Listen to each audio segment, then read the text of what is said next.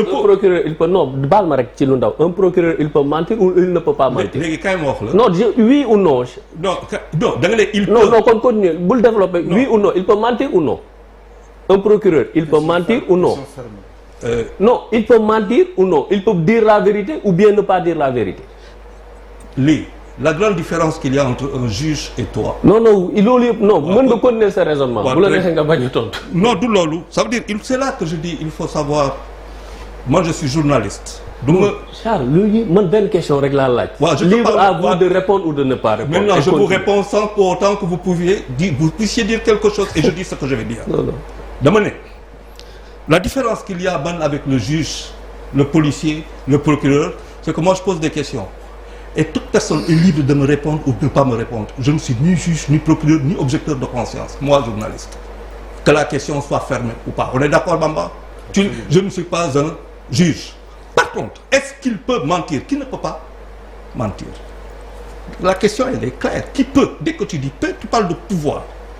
Donc, tu donnes la possibilité. Qui peut mentir? Maintenant, est-ce que je peux dire à un procureur, sur la place publique, vous mentez? Il ment. Vous voyez la nuance?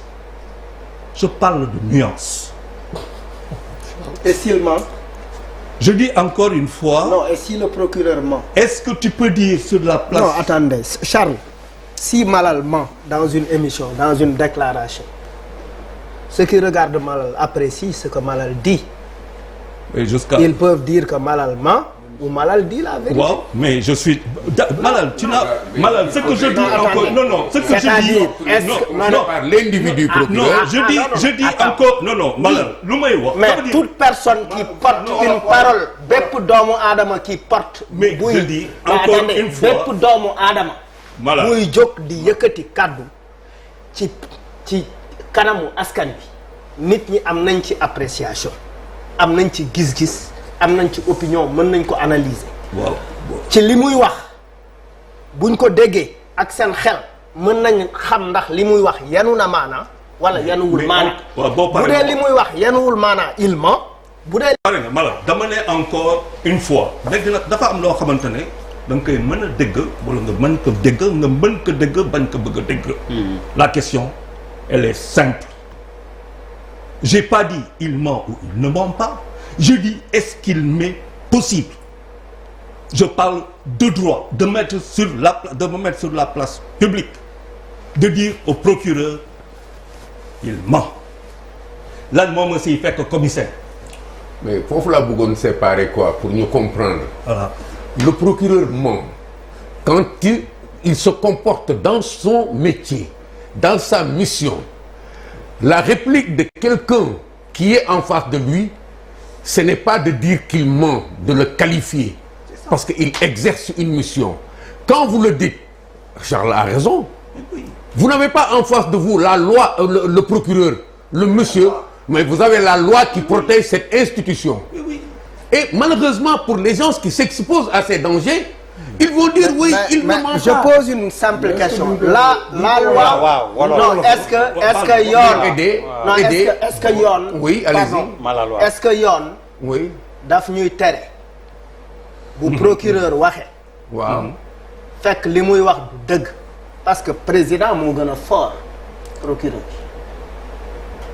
et bés bu nekk nit ñi wax ni président bi waxul dëgg.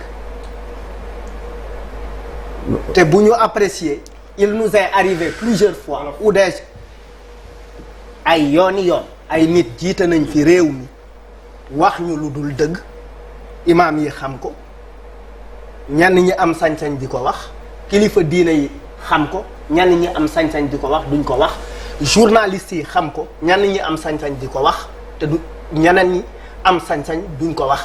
Donc en réalité si on est capable dans ce pays de dire à un président qu'il ment, on doit être capable de dire à un procureur il ment. Non, c'est pas la même chose. Parce que l'attitude, la posture de celui qui dit à un président tu mens est une posture politique.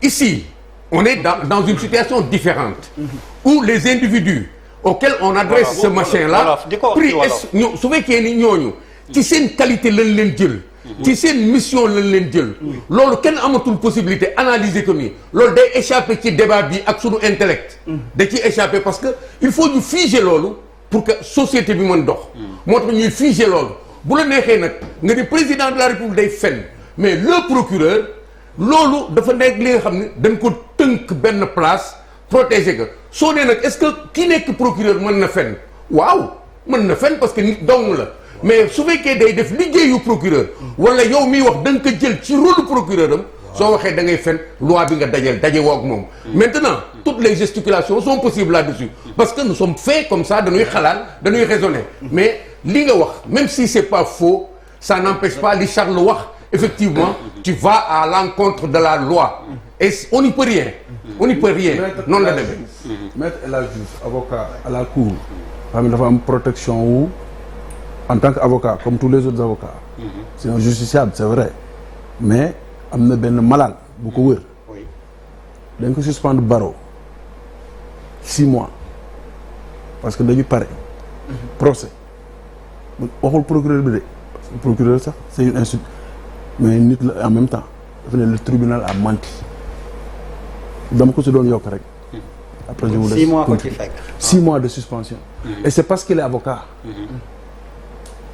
am na benn protection bu mu am mais bu doon moi le justiciable man maa nekk tribunal bi atte ba pare ma ne tribunal bi day waxu dëgg outrage la au tribunal bu weesoo outrage au magistrat dañ may bu boobaa bu fekkoon ñu daanoon ma benn mën nañ maa daan ñaar wala ñett léegi nag na ko nekk jël sa responsabilité mais toi tu es revenu très élégant foo jógee bu ma jéem